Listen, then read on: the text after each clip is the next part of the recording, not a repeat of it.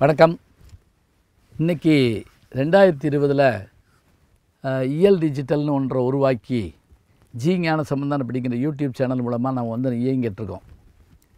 ஆனால் 2003 நான் முதல்ல அமெரிக்காவுக்கு போயிருந்தபோது வட அமெரிக்க தமிழ்ச்சங்களுடைய கூட்டமைப்பில் என்னை அழைச்சிருந்தாங்க. அப்போ போயிருந்தபோது நான் பேசிய பேச்சுக்களை அப்போ என்னுடைய இனிய நண்பரும் அமெரிக்க மிகப்பெரிய தொழிலதிபருமாகிய பொறியாளர் ராமநாகப்பன் அவர்கள் தன்னுடைய கை கேமராவில் பதிவு பண்ணார். நான் பேசினதை 2003, 2006, 2014.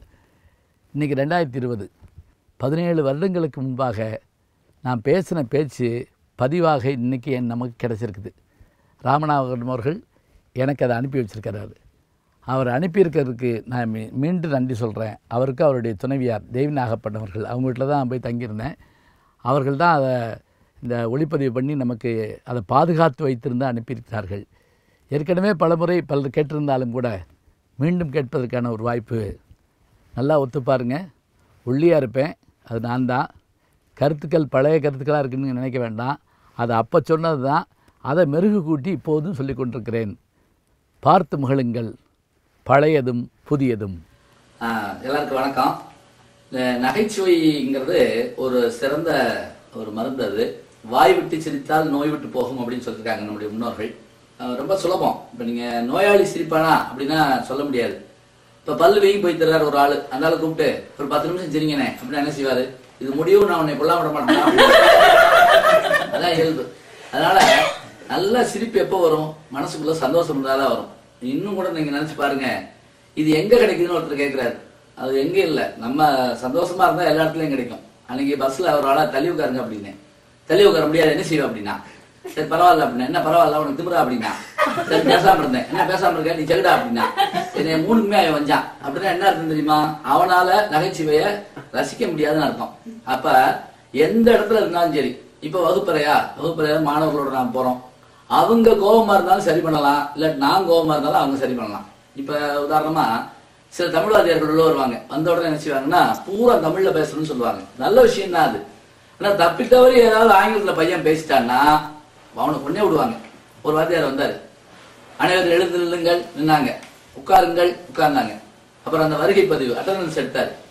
அப்ப அவர் பேர்ல என்ன செய்யணும்னா எஸ் சார் அப்படிதான் சொல்லணும். ஒரு எஸ் சார் சொல்லக்கூடாது, உள்ளே நெய்யா சொல்லணும். இவர் என்ன பண்றாரு, வந்த உடனே ஒருத்தன் சொல்லிட்டு வர்றாரு, உள்ளேனையா ராமசாமி, உள்ளேனையா கிருஷ்ணசாமி, உள்ளேனையா. ஒருவே என்ன பண்ணிட்டான், எஸ் சார் அப்படின்ட்டான். தமிழ் அதை கீழே ஓட்டாரு. எப்படி நீ எஸ் சார் சொல்ல போச்சு? தமிழ் வகுப்பா என்ன, உனக்கு தமிழ் ஆர்வமே கிடையாது, நீ எல்லாம் தமிழ தான், சிட் டவுன் அப்படின்னாரு. உடனே அவர் இவனை பிடிச்சிட்டான், நீங்க எப்படி சிட் டவுன் சொல்ல போச்சு, நீங்க தமிழனா, நீங்க தமிழ் வாத்தியாரான்ட்டான். அது எதுக்காக அப்படின்னா, ரொம்ப சீரியஸா ஏதாவது சொன்னோம்னா நம்மளை அறியாம உளறி விட்டுருவோம். அது நம்ம பார்க்கலாம். அதே மாதிரி ஒரு தடவை பரீட்சை எழுதிட்டு ஒரு பையன் வந்து அப்படி கொஸ்டின் என் மேல எரிஞ்சுட்டான். என்னடான்னு கேட்டேன். பூரா அவுட் ஆஃப் சிலபஸ் அப்படின்னா, நான் தான் அதை கேட்டேன் அப்படின்னு கேட்டேன். இல்ல நான் கொண்டு போனது ஒண்ணு கூட வரல. கொண்டு போனது வரலன்னா அதுக்கு பேர் அவுட் ஆஃப் சிலபஸ் என்ன அர்த்தம்? அப்ப பாருங்க எவ்வளவு ஈஸியா இருக்குன்னு. இன்னும் இது நான் வகுப்பறைக்காக சொன்னேன். இன்னும் வேற மாதிரி செய்யலாம். இப்படி இவ டாக்டர்கிட்ட போறோம். சில டாக்டர் போன உடனே என்ன செய்வாங்க அப்படின்னா கேட்டு பேசிட்டு விட்டுருவாங்க.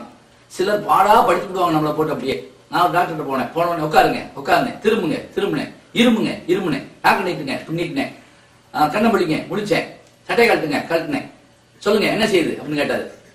இதை முதலே அவர் நான் என்ன உங்களுக்கு கல்யாண பத்திரிக்கை கொடுத்து வந்தேன். அப்படியா, சரி பரவாயில்ல, நீங்க எப்போ வந்தாலும் ஏன்டா வரணும் அப்படின்னாரு. இப்ப பாருங்க, இப்படி டாக்டர் நம்மளை படுத்துறாங்களா? சிலர் டாக்டரை படாப்படுத்துவாங்க. ஒருத்தர் வந்து குண்டா இருக்கான், வெளியே இருக்கு, என்ன செய்யறதுன்னு. உடனே அவர் சொன்னார், தினம் நீ வந்து 2 இட்லி சாப்பிட்டு இருக்காரு, சாப்பாட்டுக்கு பிந்தியா டாக்டர் அப்படின்னு சொன்னா. அது என்ன மாத்திரை, அது சாப்பாட்டு நீ இப்படி செய்யக்கூடாது, நீ என்ன பண்ணு, தினம் வந்து ஒரு 5 கிலோமீட்டர் நட அப்படின்னு இருக்காரு. ஒரு வாரம் கழிச்சு அழுதுகிட்டே போன் பண்ணிருக்கான், திரும்பி வந்துருவா டாக்டர் அப்படின்னு இருக்கான். என்னடா இருக்காரு, திருச்சிக்கு போயிட்டா. அப்ப பாருங்க டாக்டர் படுத்துற பாடு. அதே மாதிரி இந்த சில நேரங்கள்ல இந்த ஜோக்ஸ் சொல்றப்ப எல்லாரும் சிரிக்கிற மாதிரி சொல்லணும். ஒரு குழந்தை மேடைக்கு வந்துச்சு, அந்த எல்லாரும் டாக்டர்ஸ் எல்லாம் உட்காந்துருக்காங்க, நாங்களும் வாத்தியாரெல்லாம் உட்காந்துருக்கோம். அந்த 6 வயசு குழந்தை மேடைக்கு வந்து ஒரு ஜோக் சொல்லுச்சு. ஒரு நர்ஸ் வேகமா ஓடியாந்தாங்களாம். டாக்டர், நீங்க நாளைக்கு ஆபரேஷன் பண்ண வச்சிருந்தீங்கல்ல, அந்த பேஷண்ட் 7வது மாடியில இருந்து கூச்சி தற்கொலை பண்ணிக்கிட்டாங்க. ஒரு ஒண்ணு ஐயோ அவன் அவசரப்பட்டானே அப்படின்னு சொன்னாராம். அப்படின்னு சொல்லி போயிட்டானே அப்படின்னு சொல்லி அதை பாத்தீங்களா. இப்ப பார்த்தா இதெல்லாம் எடுத்தாலும் சரி, நகைச்சுவைங்கிறது ரொம்ப அற்புதமா இருக்கும். ஒவ்வொரு விஷயத்திலையும் ஒரு சின்ன இதுல கூட நம்ம நகைச்சுவை பார்க்க முடியும். எழுத்துல, பேச்சுல, பாட்டுல, இந்த சீக்வன்சின்னு சொல்லுவோம், சிச்சுவேஷன் சொல்லுவோம், எப்படி சொன்னாலும் சரி அதுல நல்ல நல்ல நகைச்சுவை இருக்கு. அதனால நகைச்சுவைக்கு வேண்டியது என்ன? ஒண்ணு நமக்கு சந்தோஷமான மனசு, இன்னொன்னு நண்பர்கள் வட்டம். அப்புறம் எவ்வளவு சீரியஸான விஷயத்தை கூட ஒரு ஹியூமரோட நீங்க ஆரம்பிச்சீங்கன்னு ரொம்ப ரொம்ப அருமையா பண்ணி விடலாம் அதை. அதனால நமக்கு ரொம்ப வேண்டியது இது ஒண்ணு. இன்னொன்னு என்ன அப்படின்னா, நாம சொல்ற ஜோக்கு அந்த நேரத்துல சிரிச்சுட்டு விட்டுறக்கூடாது. 10 வருஷம் கழிச்சு சொன்னாலும் சிரிக்கணும். இந்த ஜோக்கு நம்ம கேட்டிருக்கேன், இதனால இன்னொரு சொல்லுங்க சார். ஒரு நல்ல பாட்டை திரும்பி கேட்கிற மாதிரி நகைச்சுவைக்கு ஒரு சிறப்பு உண்டு. உலகத்திலேயே இந்த சிரிக்கிற ஒரு வரப்பிரசாதம் கடவுள் மனுஷனுக்கு கொடுத்துருக்காரு. அதனாலதான் என்.எஸ். கிருஷ்ணன் ஒரு படத்துல, ராஜா ராணின்னு ஒரு படத்துல மருதகாசி எழுதின பாட்டு, சிந்திக்க தெரிந்த மனித இனத்துக்கே சொந்தமான கையிருப்பு, வேறு ஜீவராசிகள் செய்ய முடியாத செயலாகும் இந்த சிரிப்பு சொல்லிட்டு சொல்லுவாரு, பாதையில் போகும் பெண்களை பார்த்து சிரிப்பது ஒரு வகை சிரிப்பு, அதன் பலனாயுடனே பரிசாய் கிடைக்கும் காதருந்த பல செருப்பு அப்படின்னு சொல்லுவாரு. அதனால நல்லா சிரிச்சா நல்ல வரவேற்பு, மோசமா சிரிச்சா அதுக்கேற்றபடி இருக்கு. இந்த சிரிப்பு தான் உலகத்தினுடைய சிறப்பு. அப்ப நகைச்சுவை எதுக்காக அப்படின்னு ஒருத்தர் கேட்டாரு என்கிட்ட. இப்ப ஜோக்ஸ் எல்லாம் சொல்றீங்க, நாடு இருக்க வறுமையில இருக்கிறதுல எல்லாம் ஜோக் வேணுமா அப்படிலாம் கேட்கறாங்க. இல்ல அப்படி இல்லைங்க. ஜோக்குங்கிறது என்ன இருக்குன்னா, இப்ப இந்த உடம்புல இருக்கக்கூடிய இதை நோயை போக்குறதுக்கு வாய் விட்டு சிரித்தால் நோய் விட்டு போன்னு பார்த்தோம். அப்பதான் அதை காட்டிலும் முக்கியமானது என்னன்னா டென்ஷன். இப்ப சொல்றோம், எல்லாருமே அதை சொல்றாங்க. ஒரு 3 வயசு பையன் கூட டென்ஷனை ஏத்தாத அப்படிங்கன்னா அவனுக்கு ஸ்பெல்லிங்கே தெரியாது அது டென்ஷன் தான் என்னன்னு. இப்ப அதுக்கு பதிலாக யோகா கிளாஸ்க்கு எல்லாம் போறாங்க. யோகா கிளாஸ்க்கு ஒரு அம்மா டென்ஷனோட போகும், நான் பாத்திருக்கேன். போச்சு ஆரம்பிச்சிருவாங்க, அவ்வளவுதான், இனிமேல் நடக்காது அப்படின்னு சொல்லுவோம். அப்புறம் ஒருத்தர் பார்த்து, நான் யோகா கிளாஸ்ல இந்த செல்போன் அப்படி ஆப்ரேட் பண்ணி வச்சுட்டு அதை பார்த்துட்டே உட்காந்துக்கிறாரு, எப்போ வருது எப்போ வருதுன்னு. அதெல்லாம் இல்லை. இந்த டென்ஷனை குறைக்கிறதுக்கு என்ன செய்யறது அப்படின்னா, பாடுவாங்க, இசை கேட்பாங்க, ஓவியத்தை பார்ப்பாங்க, இந்த மாதிரி எல்லாம் பல உண்டு. அதுல ஒண்ணு இந்த மாதிரி பேசி சிரிக்கிறதுங்கிறது. இப்படி வச்சுக்கோங்களேன், குழந்தைகள்கிட்ட பேசுறோம் இல்லையா, அப்ப குழந்தை மாதிரியே பேசணும். குழந்தை மாதிரின்னா என்னன்னா மியா மியான்னு கத்திட்டுலாம் இருக்கக்கூடாது. குழந்தைகிட்ட அதுக்கு புரியுற பாஷையில பேசணும். அது ஜோக்ஸ் சொல்லுதா அழகா சொல்லணும். இப்ப உதாரணமா இந்த அறுவை ஜோக்ஸ்னு ஒண்ணு உண்டு, கடி ஜோக்ஸ்னு அதுக்கு பேரு. அப்படின்னா என்னன்னு நான் சொல்றேன். முதல்ல ஒரு நாள் நான் பாடம் நடத்திட்டு இருந்தேன். அப்போ ஒரு பையன் இருந்துச்சு, ஐயா கல்யாண வீட்டுல ஏன் வாழை மரம் கட்டுறோம்னு கேட்டான். நான் ஏதோ ஒரு அருமையான கேள்வியை கேட்டாங்கன்னு சொல்லிட்டு நான் வாழை மரத்தை பத்தி ஒரு 3/4 மணி நேரம் பேசினேன். நாங்க எதா இருந்தாலும் 3/4 மணி நேரம் பேசுவோம், அப்படி ஒரு வியாதி. வாழை மரம் என்பது வாழையடி வாழையாக வருவது, இலை காய் தண்டு பூலாம் சாப்பிடுறோம், அது ஒரு 1000 காலத்து பயிர் அப்படின்னு சொல்லிட்டு இருந்தால. அவன் எல்லாத்தையும் கேட்டுட்டு சொன்னா, ஏன் தெரியுமா வாழை மரத்தை கட்டுறோம், கட்டாட்டி அது கீழே விழுந்துரு சார் அப்படின்னா. ஆனா இதுதான் அறுவை ஜோக்கு. அறுவை ஜோக்கு ரொம்ப யோசிச்சு பார்க்க கூடாது. இது என்னன்னா சின்ன பிள்ளைகிட்ட பத்தில சொல்லலாம். ஒரு குழந்தை மேடைக்கு வந்துச்சு, ஒரு கேள்வி கேட்டுச்சு, மனிதன் கழுகு ரெண்டுக்கு என்ன ஒற்றுமை அப்படின்னு கேட்டுச்சு. மனிதன் கழுகு என்ன ரெண்டுக்கு ஒற்றுமை அப்படின்னு. உடனே நான் யோசிச்சு பார்த்துட்டு, அதுக்கு ரெக்கை இருக்கும், இது மனுஷனுக்கு கால் இருக்கணும். ரெண்டுலயுமே சூப்பர் ஸ்டார் ரஜினிகாந்த் நடிச்சிருக்காரு அப்படி சொல்லிச்சு. அதாவது மனிதன் படத்துல நடிச்சிருக்காராம், கழுகு படத்துல நடிச்சிருக்காரு. இது நீங்க யாராவது யோசிக்க முடியுமா? இன்னும் அழகா சொல்றா, ஒரு சின்ன குழந்தை மேடைக்கு ஒரு கேள்வி கேட்டுச்சு, சிவலோகத்துல சிவபெருமான் கம்ப்யூட்டர் வாங்கிட்டாராம், அதை ஆபரேட் பண்ணிருக்காரு, ஆனா அது ஓடலையா, ஏன் அப்படின்னு கேட்டுச்சு. இது பெரும்பாலும் கேள்வி பதிலாத்தான் இருக்கும். உடனே எல்லாரும் சொன்னாங்க ஜெனரேட்டர் இல்ல கரண்ட் போயிடுச்சுன்னு. அது சொல்லிச்சு, இல்ல சிவலோகத்துல சிவபெருமான் கம்ப்யூட்டர் வாங்கிட்டாரு, ஆனா அதை ஆபரேட் பண்ண முடியல, ஏன்னா பிள்ளையார் மவுச தூக்கி போயிட்டாரு அப்படி சொல்லிச்சு. மவுசுங்கிறது இப்ப நம்ம இதுல வச்சிருப்போம் கம்ப்யூட்டர்ல, இது எலிங்கிற மாதிரி அந்த குழந்தை சொல்லுச்சு. ஆனா இது யாருக்கு சொல்லணும் தெரியுமா?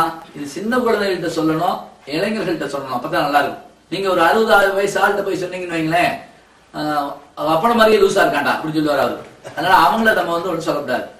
இப்ப இந்த குழந்தைகிட்ட பேசுறப்ப அது ஜோக்கு. அப்புறம் இளைஞர்கள்ட்ட ஒரு ஜோக் சொல்றேன்னு வச்சுக்கோங்க. இளைஞர்கள் இந்த சாதாரண ஜோக்கெல்லாம் அப்படின்னு மேடைகள் தள்ளி போயிடுவான். அப்ப அவனுக்கு பிடிக்கிற மாதிரி சொல்லணும். இப்ப உதாரணமா காதலிக்கிறப்ப எல்லாருமே இங்கிலீஷ் பேசுவாங்க பாத்தீங்களா? தமிழ்நாட்டுல பொதுவாவே இங்கிலீஷ் தான் பேசுவாங்க. தமிழ்நாட்டுல காதலிக்கிறப்ப ரொம்ப இங்கிலீஷ் பேசுவாங்க. ஒரு பொண்ணு பையன் உட்கார்ந்து இருந்தாங்க. அப்ப அந்த பொண்ணு ஐ லவ் யூ அப்படின்னு சொன்னா, முதல்ல ஐ லவ் யூ அப்படின்னா, உடனே அந்த பொண்ணு ஆங்கிலத்துல ஐ லவ் யூ டூ அப்படின்னு சொல்லிச்சு. நானும் உன்னை காதலிக்கிறேன்னு அர்த்தம், TO. இவன் பயந்துட்டான், ஐ லவ் யூ 2வா அப்படின்னா ஐ லவ் யூ 3 அப்படின்னு பாருங்க. அவனுக்கு அது ரொம்ப அழகா இருக்கும். அதே மாதிரி பெரியவங்களுக்கு சொல்ற போது இப்ப குடும்பத்தோட இருக்காங்கன்னு வச்சுக்கோங்க, அவங்களுக்கு இந்த வீட்டுல குடும்பத்துல இருக்கக்கூடிய ஜோக் சொன்னா ரொம்ப பிடிக்கும். எப்படி ஒருத்தர் போய் சொன்னாரா, நான் தானே அவனை கல்யாணம் பண்ணி வச்சு இருக்காரு, உன்னைய தானே தேடுறேன் அப்படின்னு இருக்கான். நான் யாரையோ வச்சுக்கிட்டு இருந்தேன், அது நீதானா அப்படின்னானா. அதே மாதிரி சில பேர் சோகமா அடிப்பாங்க. ஒருத்தனை கேட்டிருக்கான், நீ பேயை பாத்திருக்கீங்களான்னு. போங்க, அது கூட தான் 30 வருஷமா இருக்கேன் அப்படின்னு. எந்த பேயை சொல்றான்னு தெரியல. அது பாருங்க. இப்ப வீட்டுக்குள்ள இருக்கிற விஷயங்கள். அப்புறம் விருந்தாட்கள் வர்றது. இப்ப நம்ம வீடுகளில் உறவினர்கள் வந்தா இதெல்லாம் வந்த உடனே ஐயோ நீங்க வராம போயிட்டீங்களா சொல்லுவோம். இப்பெல்லாம் அப்படி கிடையாது.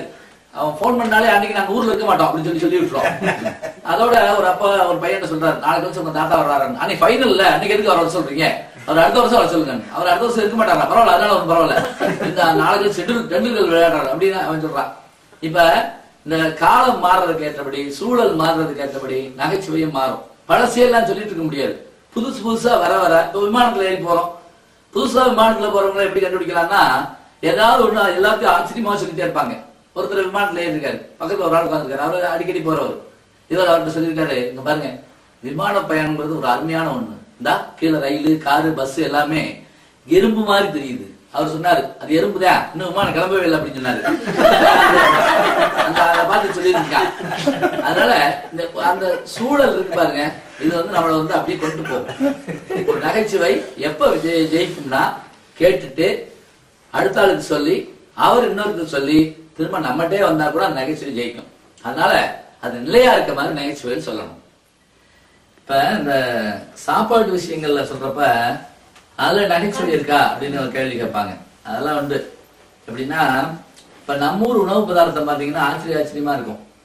அதுவும் இந்த சில பேருக்கு இடியாப்பத்து குண்டி வச்சா சில பேர் வாங்கி பார்த்துட்டு இது எங்க ஆரம்பிக்கிறதுலாம் கேட்பாங்க. அவ்வளவு சிக்கலோட இருக்கும். ஒரு வெள்ளைக்காரன் வந்து நம்ம ஊர்ல ஆண்டுட்டு இருந்தப்ப ஒரு வீட்டுக்கு சாப்பிட போயிருக்கான். அப்ப அவனுக்கு எல்லா பொருளும் வச்சு இந்த சுசியம்னு ஒரு பலகாரம் இருக்கும், சிஎம்னு கூட சொல்லுவோம், அதை கொண்டு வச்சிருக்காங்க. அவனுக்கு என்னன்னு தெரியல, அப்படியே வெடிகுண்டு மாதிரி பார்த்துட்டே இருக்கான். அப்புறம் பிச்சிருக்கா, உள்ள ஒரு உருண்டை இருந்திருக்கு. அப்படியே ஆச்சரியப்பட்டு போனேன், இது பிக்காம அப்புறம் உள்ள வச்சாங்க அப்படின்னு. ஜிப்ப கூட காணும் அப்படின்னு சொல்றான். ஏன்னா அவனுக்கு எதா இருந்தாலும் ஜிப்பு இருக்கணும். அப்புறம் சாப்பிட்டு முடிச்சோடனே அவனுக்கு முக்கணி வச்சாங்க. மா, பழா, வாழை, மாம்பழம், வாழைப்பழம், அப்புறம் வந்து பழாச்சொலை வச்சிருக்காங்க. இவனுக்கு எப்படி சாப்பிடுறதுன்னு தெரியல. நம்மளால பார்த்து கேட்டிருக்கான், இது எப்படி சாப்பிடணும். நம்மளால பார்த்தா இவனுக்கு தான் பழி வாங்குறது நல்ல நேரம் அப்படின்னு சொல்லிட்டு, நான் சாப்பிட்ற மாதிரி மூணையும் சாப்பிடு அப்படின்னு சொல்லி முதல்ல வாழைப்பழத்தை இப்படி உரிச்சான். பழத்தை வாயில போட்டான், தொழில் கொண்டு வெளியே போட்டு வந்துட்டான். இதே மாதிரி மூணையும் சாப்பிட்டு இருந்தான். வெள்ளைக்காரன் முதல்ல பழாச்சொலை எடுத்தான், உரிச்சான், கொட்டையை வாயில போட்டான். போட்டு வந்து உட்காந்து மெட்ரா நின்றுட்டே இருக்கான். இதை போய் யாரா பல முக்கடின்னு வச்சாங்க அப்படின்னுட்டான். குதிரை குர்ரம்னா ஆணைக்காரன்னு அர்த்தம் இல்ல. அந்த மாதிரி இப்ப பாருங்க, சாப்பாட்டுல கூட நகைச்சுவை சொல்லலாம். இன்னைக்கு இருக்கிற ஒரு இது சொல்றேனே, இப்பெல்லாம் மாடர்ன் ஆயிட்டோம். இதெல்லாம் நம்ம ஊர்ல, அதாவது நம்ம மேல உட்காந்துருப்போம், இலை கீழே போட்டிருப்பாங்க. இது பழைய காலம், நான் அப்படிதான் பாத்திருக்கேன். அதாவது ஒரு பலகை போட்டு கீழே வந்து இலை இருக்கும். அது எதுக்கு தெரியுமா, அந்த வயிற்று அமுக்கி சாப்பிடுமா, அப்புறம் குறைய சாப்பிடுமா. இப்ப வெள்ளக்கார ஸ்டைல வந்து மேல உணவு இருக்கு, அது வாட்டுக்கு குருன்னு போகுது கீழே இறங்கி. அதனால நம்ம அப்புறம் உடம்பு இதா இருக்குன்னு வருத்தப்படுறோம். அது இப்ப எப்படின்னா, டேபிள் போட்டு மேல வந்து ஒரு இந்த ஷீட் விரிச்சிடுறாங்க, விரிச்சு இலையை போட்டு பரிமாறுறாங்க. நம்ம கல்யாண வீட்டுக்கு போயிருந்தோம், பேசி முடிச்சு சாப்பிட போனா மரியாதையா சில வீட்டுல சாப்பிடாம ஒடியாந்துடணும். ஆனா கூட்டம், கடும் கூட்டம். மாப்பிள்ளை அப்படி தாலையை தான் எடுத்து கட்டுறாரு, 30 பேர் சாப்பிட்டு இருக்காங்க. இப்படி உள்ள முடியல. அங்க போனா தள்ளிட்டு போய் சாப்பிட்டு இருக்கணும், பின்னாடி போய் நின்றுட்டு இருக்கோம் நாங்க. அதாவது இந்த ரிசர்வேஷன் மாதிரி அப்படி எந்திரிக்க சாப்பிடுறதுக்கு. நான் பாக்குறேன், எனக்கு முன்னாடி ஒருத்தன் மோர் வாங்கிட்டான். சரி எந்திரிக்க போறான், திருப்பி முதல்ல இருந்து சாம்பார்ல இருந்து ஆரம்பிச்சிட்டான். அவட என்ன செய்ய முடியும். அப்புறமேல நான் போய் உட்காந்து சாப்பிட போனோம். உட்காந்தா ஏன் பின்னாடி ஒரு நின்று நேர்முகம் பண்ணிட்டே இருக்கேன். இந்த முடிச்சிட்டாரு, இந்த கை கழுவ போறாரு, இந்த எந்திரிச்சாரு. நான் அப்பதான் உட்காந்து சரியாயிடுச்சு, திங்கிறாரு. அப்புறம் இதுல பெரிய கொடுமை என்னன்னா, சாப்பாடுலாம் பரிமாறியாச்சா, சாப்பிட்டு இருந்தோமா, அந்த கடைசியில உட்கார்ந்து ஒருத்தர் என்ன பண்ணா, கோவத்துல போற போக்குல அந்த சீட்டு பிடிச்சி இப்படி இழுத்துட்டு போயிட்டான். எல்லா வேலையும் மாறி போச்சு. இன்னொரு வேலை இங்கிட்டு இருக்கு, கதிகளை போய் உட்கார்ந்துருப்பான். அப்புறம் நல்ல வேலை அந்த பொண்ணு இருக்காரு வந்து இங்கிட்டு பிடிச்சி இழுத்து விட்டான். ஆனா எனக்கு இன்னைக்கு வரைக்கும் சந்தேகம், ஏன் வேலையில சாப்பிட்டோமா, வேற வேலையில சாப்பிட்டோமான்னு. அதுல என் கூட உட்கார்ந்த ஒரு ஆளு, இந்த ஜிலேபியில ஒரு சுத்து குறையுது அப்படின்னு சொன்னாரு. போய நானே இலை தெரியாம உட்காந்து சாப்பிட்டுருக்கேன். இல்ல நீ ஓயில ஜிலேபியை காணணும்னு. இதை பாருங்க, இந்த ஜோக்ஸ் எல்லாம் வந்து இது தனியாவா கண்டுபிடிச்சோம் இல்ல. சாப்பிட போற இடத்துல உட்காந்து பார்த்தோம்னா 1000 விஷயத்த பார்க்கலாம். கல்யாண வீடுகள்ல வித்தியாசமா இருக்கும். சில பேர் இந்த செருப்பு திருடுறதுன்னு வருவாங்க. அதான் 2 பேர் நல்லா சாப்பிட்டுட்டு வெளியே வந்திருக்கான். ஒருத்தன் கேட்டான் இன்னொருத்தன், என் காலில் செருப்பு இருக்கான்னு பாரு அப்படின்னு இருக்கான். ஏன்னா குடிக்க முடியல, அவ்வளவு பெரிய வயிறு. அவன் அதை பாக்குறதா என்ன 2 வடை சாப்பிட்டுருக்கல அப்படின்னா அப்படியே அவன் சாப்பிட்டுறது. அதனால நகைச்சுவைக்கு அந்த சாப்பாட்டு காலம் சொல்லலாம். சினிமா தியேட்டர்கள் இருக்கு பாருங்க, அடே அப்பா எவ்வளவு ஜோக்ஸ் இருக்கு. ஒருத்தன் நல்ல வெத்தலை வாக்கு போட்டுட்டு இப்படியே வாயை ஒதுக்கிட்டே இருந்தான். படம் நல்லா ஓடிட்டு இருக்கு, வெளியே போய் துப்பணும், துப்ப முடியல. பக்கத்துக்கு அப்படி கூப்பிட்டான் அப்படின்னா இது எங்க துப்பான்னு அர்த்தம். சொன்னா உன் பக்கத்துல உட்காந்து பையில துப்பி விட்டு அப்படின்னா, ஐயோ அடிப்பேன். என்ன அடிப்பேன்? நான் 1/2 மணி நேரம் மொபைல் தான் துப்பிருந்தீங்க. அதாவது படம் ஓடுற சுவாரஸ்யத்துல என்ன இருந்தாலும் சரி, கொலையில இருந்தாலும் கவலை பண்ணாங்க. ஒருத்தர் வளர்ந்து அதை அறுத்துட்டு போயிருங்க, என்னன்னு இந்த பக்கம் கவனம் காணா அப்படிங்க. படம் பாக்குற சுவாரஸ்யங்கிறது அப்படி இருக்கும். அப்ப பாருங்க, இடமும் சூழலும் உன்னிப்பா கவனிக்கிற ஒரு குணமுங்க. எழுத்தாளர்கள் சொல்றாங்க, எல்லாரும் எழுத்தாளர் எப்படி வேறுபடுறாங்க நான் பாக்குறதா தான் கவிஞர் பாக்குறார், ஆனா அது கவிதை ஆகுது. ஓவியர் பாக்குறார், அது படமாகுது. அதே மாதிரி நகைச்சுவையாளர் பார்க்கிற போது அது நகைச்சுவை ஆகும். அதனால நம்மளுடைய கூர்மையான பார்வையை வச்சுக்கிட்டோம்னா எதுவா இருந்தாலும் சரியா இருக்கும். அதனால நகைச்சுவைக்கு வேண்டியது என்ன? நல்ல கவனம், சந்தோஷமான சிந்தை. இன்னொன்னு, யாரையும் புண்படுத்தாத நகைச்சுவை இருக்குல்ல, உலகத்துல கோடி கொடுத்தாலும் கிடைக்காத ஒண்ணுங்க. சிரிக்கணும், சிரிக்க வைக்கணும். நன்றி.